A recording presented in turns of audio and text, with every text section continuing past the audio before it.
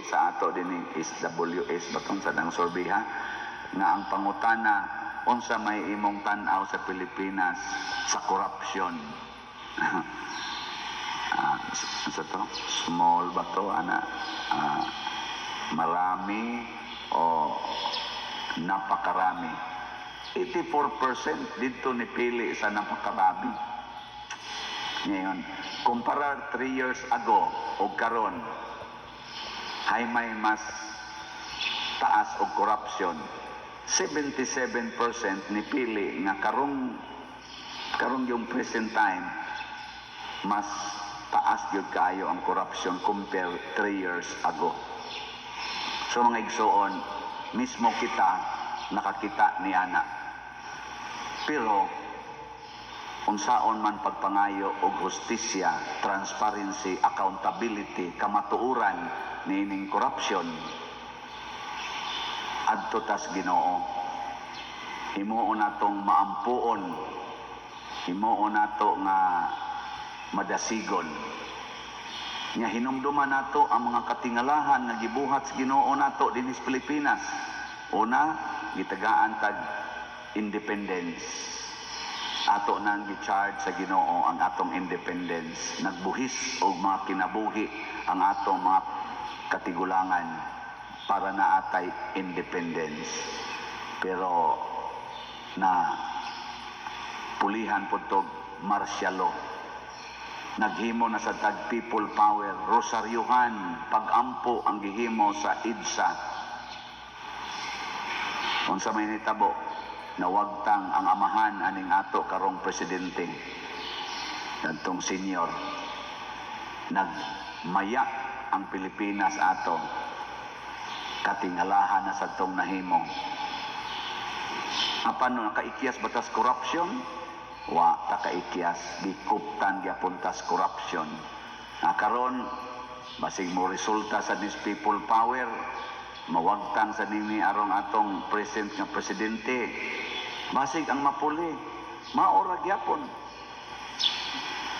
Corrupt lang gyapon. Ngano man kay basin og maayo ratang mo patalsik. Sawa na nato mauyon ni nya moingon ditang this is success, pero sa ato din kasing-kasing wa di ay mosulod ang tinuod na paghigugma sa pulong sa Ginoo. Wa di ay makasud ang Ginoo na amang power ang people as a group mo nang tawag og people power. Mao man ginay pinaka-powerful. Namatod pagani ni isa to nga tulfo nga niingon nga let us bend the law to please the people. Di ba? Wala. Usay makaingon tang sakto. Pero maingon sa tang sakto na. Ang saan na? Sudlan o Ginoo ang atong kasing-kasing.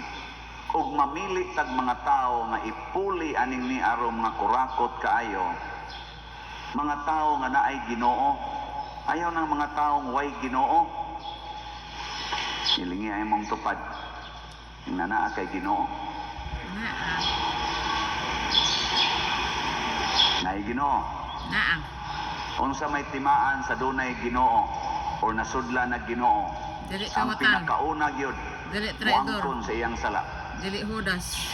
Kinsa ninyo din Dili yawa, ang Father Sian. muangkon gyud sa inyong sala, dili mamasangil. Tas kamot. Ako. Congratulations. Istoryahin.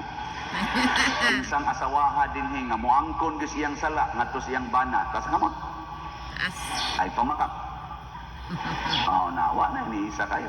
Kinsa din mga banaha nga muangkon gyud inyong sala ngadto sa inyong asawa, way lipod-lipod. Congratulations na ini isa.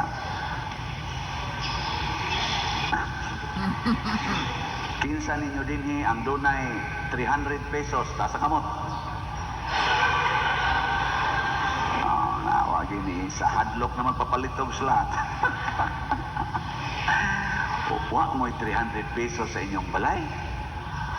Yang ano man mo isang hadlok mo papalitog slat. Awa diha sa inyong pitaka. Kinsa ninyo dinhi ang